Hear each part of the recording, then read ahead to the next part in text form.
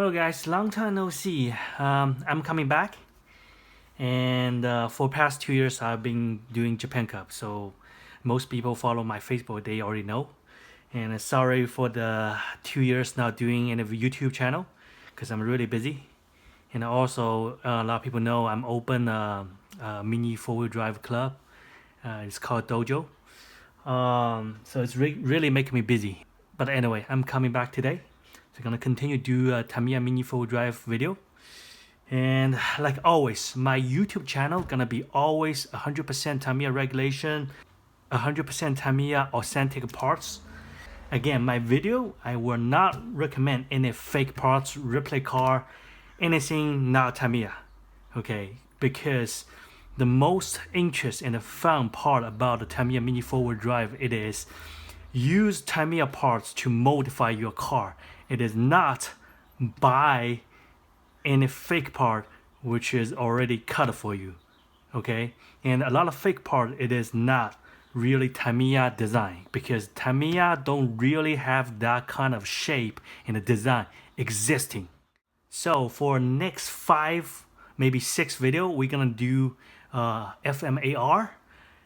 Even today we have FMA chassis release, but you have to know FMAR is always the king of the front motor drive.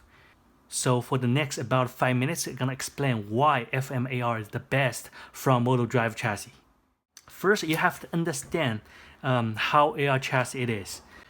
First, let's take a quick look at AR chassis. As you can see, it has super strong front bumper, which is right here. And on the bottom of the front bumper, it has about a 45-degree angle, which is right here. You can see, so it's not really level. It's like this, a little bit off, okay?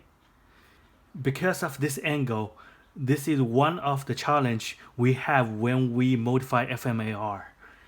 Even on the top mounting point, which is located right here, it has also have about 5 to 4 degree angle right here. You can see, okay? Let me give you detail looking, which is right here. This point right here. It's not perfect level. It is, you can see it has a little bit off right here. Because AR chassis has an angle on the top and the bottom, if you try to use the front as rear tail and mount a multi-rotor stay on top of that, either top or bottom is not gonna work. As you can see, no matter how I put my roller stay on the bottom, it has an angle. It's not level. Even on the top, it also has a little bit angle like this. So, which means it's not perfect level. It's not perfect 180 degree. So, in this case, it's gonna be really hard for the most people to modify the front as a rear bumper. Next is second issue we have with AR chassis. When you do FMAR, you will notice the body, which is center right here, has 2 side damper mounting point, which is right here. It is kind of blocked away when you try to set a body damper across the body. Most people, they remove both adapter, which is located on the left and the right, and it will look like this. Okay, it looks like this. After you remove it, it also causes another issue. It is the whole chassis is become weak. Why? Because after remove it, there's 2 big hole right here and another big hole right here. Eventually, this part of the chassis gonna be broken. Probably you can see a little bit crack right here, which is, you can see a little whiteness right here. This is what happened. Because right here, after you remove it, the big hole right here, there's not enough plastic on both sides to supporting the front motor on this location right here. That's the most issue which is people gonna facing when they modify FMAR. I'm pretty sure a lot of people watch the YouTube channel, which is I think it's Dry Bar or either Force Lab. Those Japanese YouTuber, they put either a carbon fiber popsicle or either an FRP popsicle on the side, which is crazy glue right here, to keep the whole body strong. But let me tell you, this is not really working. It is not work at all. Because this piece is not weld on it. It is glue on it. So when your car jump land, the impact is super strong. Eventually this piece is gonna be come off. In order to improve that, you have two options. Either just remove a little bit right here to keep the most part of the support right here, like this chassis right here, or either there's another way to do it, like this way, the way I did it. This is, you can see the same way, same type of cutting, but here's no hole. I will explain this. This is like most Japanese YouTuber and Japanese racer, they don't, the professional, the pro racer, they don't want to show you. I'm pretty sure a lot of people, they watch the Dry Bar YouTube channel, and one of the guys show you how to modify the side of FMAR. What he did, it is he put right here, but that's not true, because the reason he put a carbon fiber pieces right here, he tried to cover this design right here because a lot of people, they don't want to show you. I'm pretty sure you're not gonna find any information on this modification on any YouTube channel or either Instagram, because a lot of pro racers, they don't want to show you their top secret. Okay, so anyway, my video, next one, I'm gonna show you how to modify right here. With this type of modification, the chassis become really strong, as you can see, because this modification connect the body in one piece. When you have this type of design, you don't really need any carbon fiber support on the side to make it strong, because as you can see, it is strong. There's no way you can break it. But this chassis, it doesn't have that design, so with single twist, it may cause right here gotta get broken. My personal opinion, I still prefer people do this type of design, because it make your body super slim and lighter, and also make your body stronger than any kind of cutting. Okay, and also you have to notice one thing. When you have the body damper on the FMAR, you have to make a chassis and the size a little bit slim, because remember, your body damper have to cross either front or on the back.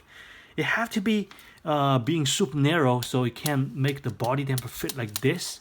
So it's like kind of like a Super 2 chassis like this. Okay, so you have to try to make it slim possible, so you can easily mount the the body damper on the side. It makes it a little bit easier. And third, we have another issue. It is when you do FMAR, so the back become your front. After you remove these two little adapter right here, it will be like this. And remember, you're gonna put a plate in the plate, like a bumpless setting like this, the bumpless setting like this on the bottom of right here. People know right here it is 180-degree total level. There's no any point of modification on this part right here, but you are wrong. And the problem with this part right here, it is after remove this and this, it is gonna be looks like this. Okay, the problem of this two mounting point, it is this two mounting point, it is too weak. It is very weak. So after you mount the underplate like this, or with couple times running your car, you will notice one thing. This part, it become twist like this. It is not level anymore, because again, this two mounting point is become really weak. Eventually, this point right here will become all the way crooked like this, because right here the plastic really easy to get damaged. So the only way you can make this part stronger, it is you have to do some modification on this point right here. So let me turn around. You can see the difference between my modification on this 2 point right here. Okay, and also I have another modification right here, and I'm not gonna take that off because I found a better way to do the modification. So after modification, you can probably put a piece of the carbon fiber right here like this. So this part is gonna be super strong. There's no way you can make it twist like the older design. So anyway, this is gonna be my next couple video. So today is gonna be just a little bit explanation of the future video. Okay, and the final issue you have, it is the transmission. A lot of people say AR chassis transmission is really bad, but actually it is not true. It is bad because it is going to wrong way. What I mean, it is, if it is FMAR, it is really good. Because everything has good or bad. It depends how you handle it. Let's take a look at a traditional chassis like Super 2 chassis or either Super 1 chassis or VS chassis.